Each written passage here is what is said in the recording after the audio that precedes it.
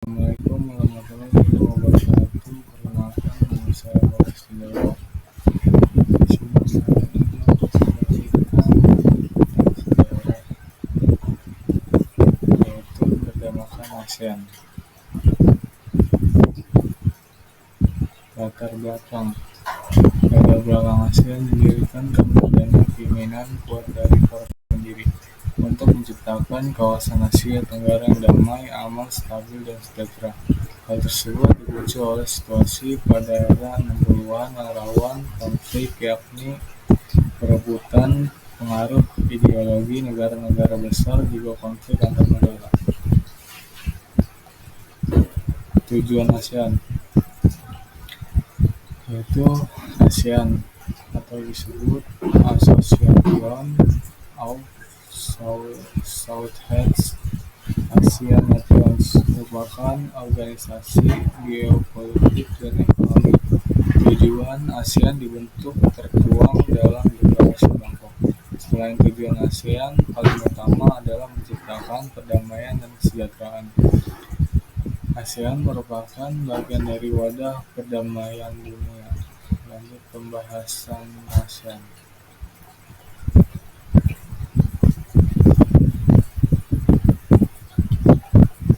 Sejarah ASEAN. Saat awal dibentuk ASEAN hanya terdiri dari 5 negara yang disebut sebagai negara pendiri. Negara pendiri ASEAN adalah Indonesia, Malaysia, Singapura, Filipina, dan Thailand. Kini sudah ada 10 negara dalam keanggotaan ASEAN. Berikut negara anggota ASEAN. 1. Indonesia negara pendiri. 2. Malaysia negara pendiri. 3. Singapura negara pendiri. 4. Filipina negara pendiri. 5. Thailand negara pendiri. 6. Brunei Darussalam bergabung 7 Januari 1984. 7. Vietnam bergabung 28 Juli 1995. 8. Laos bergabung 23 Juli 1997. 9. Myanmar bergabung 27 Juli 1997. 10. Kamboja bergabung 30 April 1999. Lanjut. Kerjasama ASEAN. ASEAN telah melakukan banyak kerjasama setelah berdiri sejak 1967. Salah satu kerjasama ASEAN adalah kolaborasi dengan 3 negara lain, yaitu Jepang, Republik Rakyat Tiongkok atau disebut RRT, dan Korea Selatan. Kerjasama ini dikenal dengan nama ASEAN ketiga. ASEAN ketiga ini diawali dengan adanya kebutuhan energi yang kian meningkat dalam tingkat regional maupun internasional. Pada akhirnya, kerjasama ASEAN ketiga ini disebut di Manila, Filipina pada 9 Juni 2004. Beberapa program yang telah disisahkan seperti Oil Stockpiling Forum, Oil Market Forum, Energy Security Forum, dan Natural Gas Forum. Lanjut, keunggulan ASEAN. Keunggulan ASEAN. 1. Peningkatan akses pasar melalui kerjasama ekonomi ASEAN. Masyarakat Indonesia dapat mengakses pasar yang lebih luas dari negara-negara anggota ASEAN. Hal ini memberikan peluang bagi para dan menengah untuk mengekspor produk dan jasa ke negara-negara tetangga. Dengan adanya pasar yang lebih besar, pelaku usaha dapat meningkatkan skala produksi, mengoptimalkan kapasitas pabrik, dan meningkatkan daya saing produk Indonesia. Lanjut, data-data ASEAN.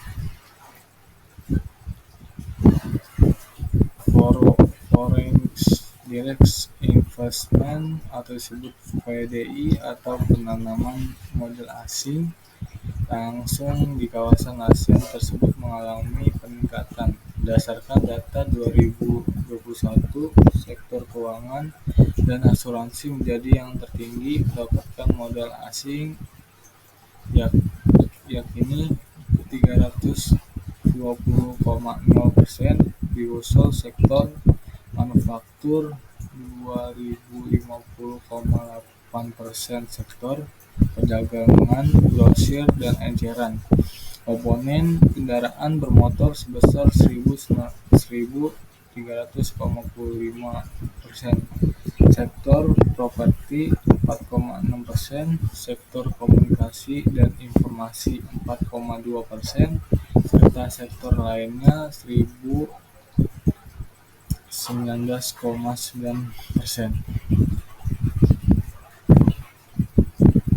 Lanjut, kesimpulan ASEAN. Peran ASEAN sebagai organisasi internasional dalam penanggulangan teroris pada wilayah perbatasan sungguh sangat penting. Perilaku ASEAN melalui struktur kelembagaan yang tercermin melalui perannya telah menghasilkan perubahan-perubahan penting baik secara kelembagaan maupun secara hukum, dan program serta kegiatan untuk memerangi dan mengulangi kejahatan terorisme di wilayah perbatasan negara-negara anggota ASEAN.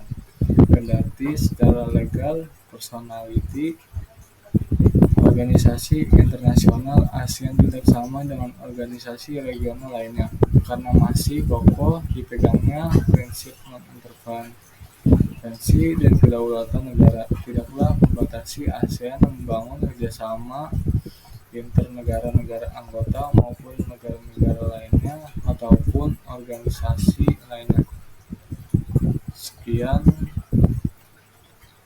presentasi tentang ASEAN dari Bagus kelas 12 ketiga. Kurang lebih mohon maaf. Assalamualaikum warahmatullahi wabarakatuh.